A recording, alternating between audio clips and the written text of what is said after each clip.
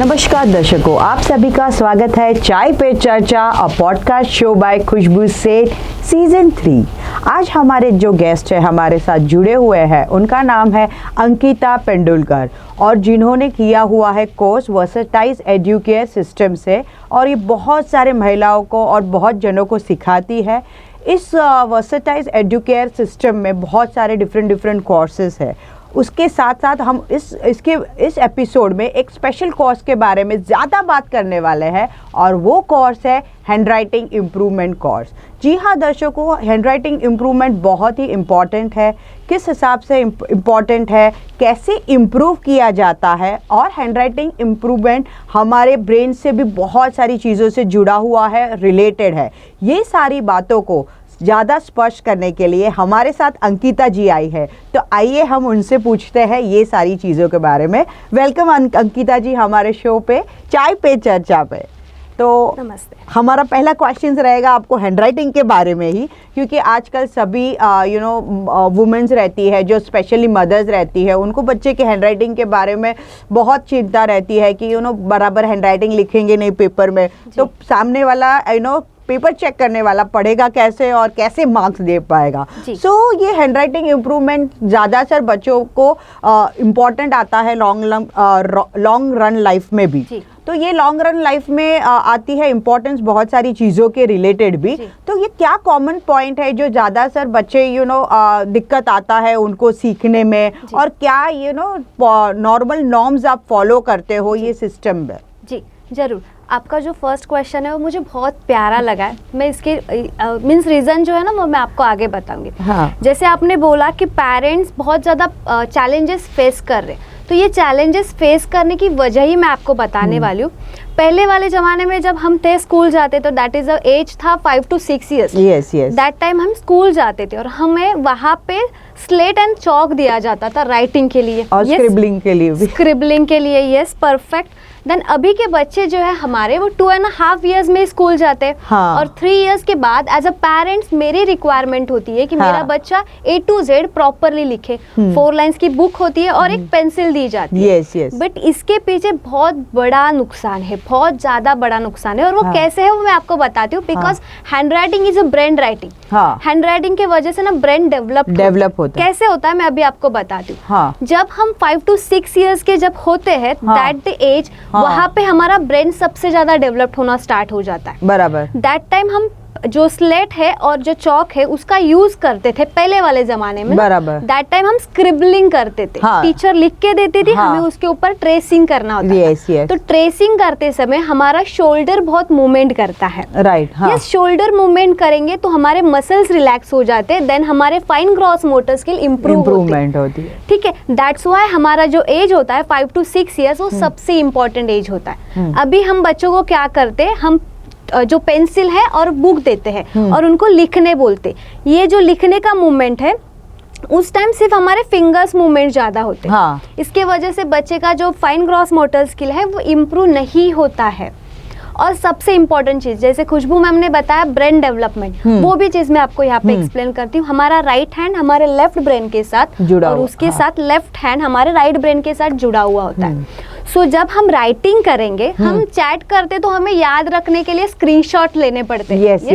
Yes. But हम जब writing करेंगे, लिखेंगे, तो हमारे दिमाग में वो चीज फिट हो जाती है, उसे रिकॉल इन्फॉर्मेशन बोला जाता है। राइट। यस। दैट्स व्हाई जब हम पेंसिल या चौक से हमारे हाथ का यूज करके लिखेंगे तो वो सारी चीजें हमारे दिमाग में फिट हो जाती है। Sorry to interrupt in between. Even हमारे जो टीचर्स है पहले के जमाने के, इवन जब मैं स्कूल में थी तभी की बात कर रही हूँ, तो वहाँ पे कैसे था, जब भी किसी बच्चे को आता नहीं है, प्रॉपर बाय हार्ट नहीं रहता है वर्डिंग्स या स्पेलिंग, तो टीचर बोलती थी 20 times लिखो, 10 times लिखो। तो देयर इज एन कनेक्टिविटी। हमें लगा कि हमें पनिशमेंट मिली है, लेकिन पनिशमेंट के द्वारा हमें सिखाया जा रहा है कि हमारी मेमोरी स्ट्रांग हो उस हिसाब से। तो it's a connectivity in both of the things. Recall information जैसे मैंने बोला ना, चैट का हमें स्क्रीनशॉट लेना होता है, बट हम राइटिंग करेंगे, लेटर्स लिखेंगे तो इमोशंस आते, हमारे इमोशन रिलीज रिलीज होना स्टार्ट हो जाते। So how emotion is connected to the letters? हाँ देखो, अभी समझो मेरे पास एक 6 years का चाइल्ड है, हाँ, मेरा खुद का सन है, हाँ, हम सोचते हैं, हाँ, और उसको गुस्सा आ रहा है तो वो कैसे मोमेंट में लिखेगा? अब थोड़ा सा सोचिए। स्क्रिबल करेगा या तो फिर घिस के लिखेगा, पेन घिस के या हाँ, पेंसिल घिस के लिखेगा। मूड अच्छा है, हैप्पी है, मम्मा ने मेरे जैसे ही किया है, मम्मा की जो हाँ, मेरी जो आदत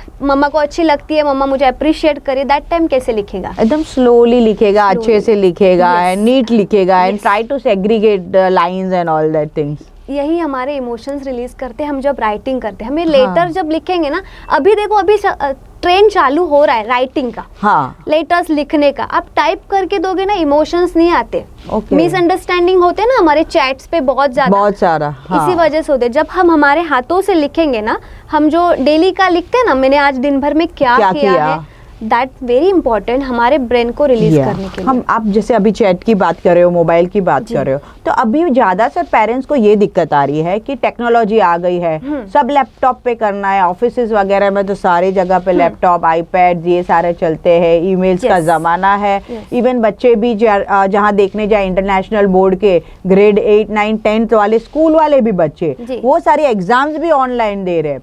तो पेरेंट्स ज़्यादातर ये पूछते हैं कि why writing is important now, अभी लैपटॉप का ज़माना है, टेक्नोलॉजी का ज़माना है, तो आपका इस बारे में क्या कहना है? ये राइटिंग एग्जाम्स है, ग्रेड्स है, ये सारी चीज़ें के लिए साइड में रख दो। ब्रेन डेवलपमेंट के यहाँ से आप सोचो, बिकॉज हमारे ना जो फिंगरप्रिंट्स होते हैं ना, जब हम जन्म लेते हैं उस टाइम ये डेवलप्ड होना स्टार्ट होता है, हर एक के अलग होते हैं। आप कितने भी एजुकेटेड हो जाओ, आधार कार्ड निकालोगे आपको थंब देना पड़ता है, अंगूठा मारना है। यस, अंगूठा मारना पड़ता है, बिकॉज ऑफ हमारे फिंगरप्रिंट्स डिफरेंट होते हैं और ये हमारे ब्रेन के साथ कनेक्टेड होते हैं। इवन वीजा प्रोसेस के लिए जहाँ भी विदेश में भी जाओ तो अंगूठा ही दिखाना पड़ता है, बिकॉज किसी का भी सेम नहीं होता है। Everyone has an different. Yes, handwriting जैसे वर्ल्ड में सबका डिफरेंट है, वैसे हमारे जो थम्स होते हैं या फिंगरप्रिंट्स होते हैं वो डिफरेंट होते हैं, बट वो हमारे ब्रेन के साथ एक्टिव होते हैं, सेंसेस के साथ कनेक्टेड होते हैं। जब हम पेंसिल या चौक कुछ भी यूज करेंगे ना, यहाँ पे प्रेशर आना स्टार्ट हो जाता है, टिप्स में आता है, राइट, हाँ। तो उसके वजह से हमारे जो सेंसेस होते हैं ना, वो एक्टिव होना स्टार्ट हो जाते हैं। अभी देखो हमारे दर्शक देख रहे हैं, उनके पास कोई लेफ्ट हैंडेड चाइल्ड रहेगा ना, तो उनका बच्चा हमेशा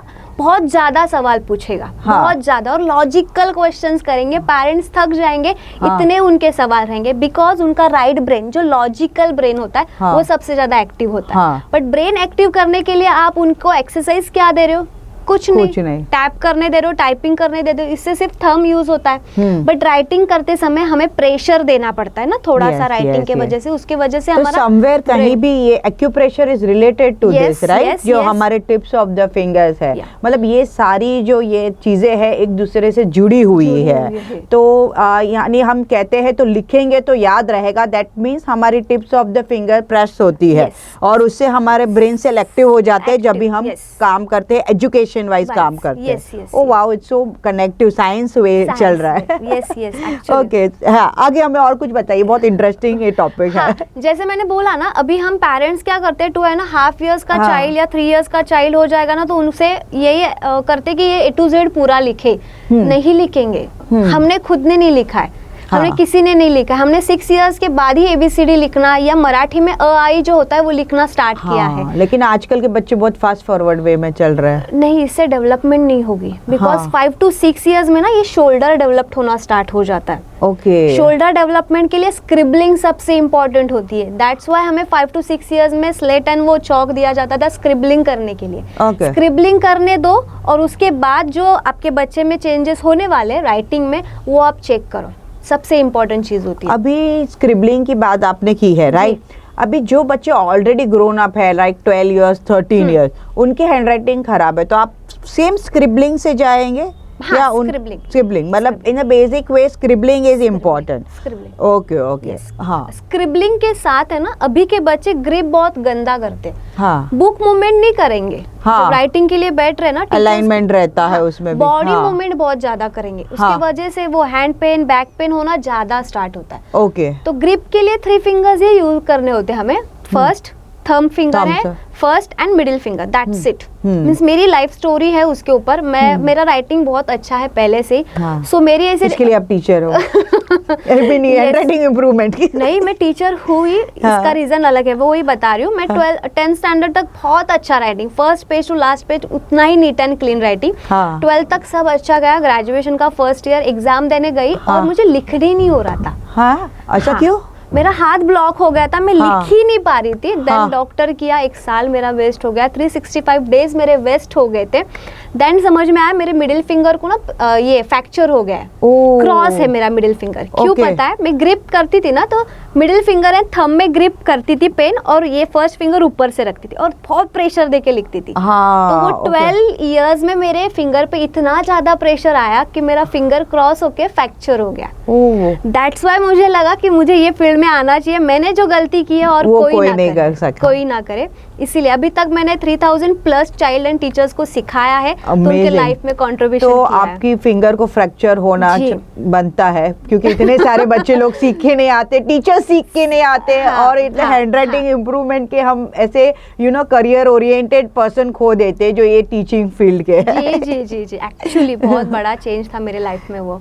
सो आपकी ये जो ये एजुकेयर जो सिस्टम आपकी जो है, वो आप क्या क्या और सिखाते हो ये हैंडराइटिंग इम्प्रूवमेंट के अलावा? ओके, वर्सेटाइल एजुकेयर सिस्टम के बारे में बताएंगे तो उनके जो डायरेक्टर हैं डॉक्टर अजय दरेकर, उन्होंने ही खोजा है मुझे ये प्रोग्राम के लिए। कोहिनूर हीरे को खोजा है। हाँ, गुरुकुल सिस्टम के ऊपर वर्सेटाइल बहुत ज्यादा ट्रस्ट करते हैं। वर्सेटाइल में कोई भी अपॉइंटेड स्टाफ नहीं है मैम, कोई भी अपॉइंटेड नहीं है। ओके। वर्सेटाइल में जो सीखते हैं वही आगे जाके उनका जो क्या बोलते हैं, उनकी जो पसंद है ना, वो ढूंढ लेते हैं और उसी में काम करना स्टार्ट कर देते हैं। वेरी नाइस, नाम भी ऐसा वर्सेटाइल दिया है तो मीनिंग भी ऐसे ही है। या बताइए वर्सेटाइल के बारे में और भी बताइए हमें कि क्या क्या सिखाते हो आप लोग। वर्सेटाइल में जैसे हैंडराइटिंग इंप्रूवमेंट है, अबैकस है, रूबिक क्यूब है, वैदिक मैथ्स है, फोनिक्स है, डीएमआईटी है, ग्राफोलॉजी है, शेयर मार्केट भी सिखाया जाता है। उसी के साथ ग्राफोलॉजी बोला, डीएमआईटी बोला, बहुत 11 प्रोग्राम से, फोनिक्स है, ये सारी चीजें वर्सेटाइल में सिखाई जाती है डिफरेंट वे में। वर्सेटाइल ने इंडिया बुक ऑफ रिकॉर्ड भी किया है। Oh my God. 5000 स्टूडेंट्स के साथ 5000 रूबिक क्यूब से छत्रपति शिवाजी महाराज जी का एक फ्रेम रेडी किया था। ओह वाओ, वेरी नाइस। तो ये सारी चीजें आप इस वर्सेटाइल एजुकेयर सिस्टम में सिखाते हो जी। आप ये हैंडराइटिंग के क्लासेस जो इम्प्रूवमेंट लेते हो, वो कितने ड्यूरेशन का कॉस्ट रहता है, क्या रहता है, कहाँ सेंटर्स है? हमारे दर्शक को जानना चाहेंगे, बिकॉज इनमें से किसी को आना है सीखने को या अपने बच्चे को भेजना है, तो इसके बारे में हमारे दर्शकों को जानकारी दीजिए। अलग अलग टाइप्स होते हैं राइटिंग के, नॉर्मल राइटिंग है, कर्सिव है, हिंदी मराठी, और अभी नया आया MR script, half cursive half print writing का मिक्सचर है MR script. Yes yes. So हर एक टाइप के लिए 30 आवर्स जाते, चाइल्ड के लिए 30 आवर्स, बिकॉज हैंडराइटिंग इंप्रूवमेंट आपको कोई भी करके देगा। अभी मार्केट में बहुत सारे प्रोग्राम्स हैं, बहुत सारे जन भी आते हैं, लेकिन हाँ, जिस हिसाब से मैंने आपके साथ बात की है, जैसे आपने स्किल मोटर्स और स्क्रिबलिंग से चालू किया, ऐसा मुझे किसी ने नहीं समझाया था, तो ये साइंटिफिक वे से, तो मुझे वो बहुत अच्छा लगा। सो आपके कैसे 30 आवर्स में बच्चे सीख लेते हैं, कैसे होता है ये? 30 आवर्स में सीखेंगे ही नहीं, बट गारंटेड उनका हैंडराइटिंग भी इम्प्रूव होगा और स्पीड राइटिंग होगी, जो सबसे बड़ी प्रॉब्लम बच्चों की एंड पेरेंट्स की है। सबसे बड़ी प्रॉब्लम है, seriously, when I have my kid they have same problem कि दे लोग स्पीड नहीं पकड़ते हैं, एग्जाम के ड्यूरेशन के हिसाब से पेपर नहीं खत्म होता है। यस, और राइटिंग सेम नहीं आता है, मेसी राइटिंग आता है। फास्ट लिखेंगे, नोट दिया हुआ है तो फास्ट करेंगे तो राइटिंग मेसी आ जाता है। वर्सेटाइल आपको ऐसे साइंटिफिक वे बताएंगे जहाँ पे राइटिंग इंप्रूवमेंट होगा और उसी के साथ स्पीड राइटिंग भी बढ़ेगी, दोनों इक्वली होगा। दैट्स व्हाई 30 आवर्स में बच्चे का राइटिंग इंप्रूवमेंट होगा ही, guaranteed. Oh wow, very nice, thank you Ankita ji, आपने इतनी सारी बातें हमें बताई हैंडराइटिंग इंप्रूवमेंट एक सब्जेक्ट के बारे में, और उनके पास और बहुत से सब्जेक्ट है। ज़्यादा जानकारी चाहिए आपको तो डिस्क्रिप्शन में सारे डिटेल्स उनके बारे में मिल जाएंगे। अगर आप हमारी चैनल में पहली बार आए हैं तो सब्सक्राइब करना बनता है, क्योंकि अगले वीडियोस आपके सामने आते रहेंगे, और हम मिलेंगे अगले शुक्रवार को यही पॉडकास्ट पे, चाय पे चर्चा पे। नमस्कार।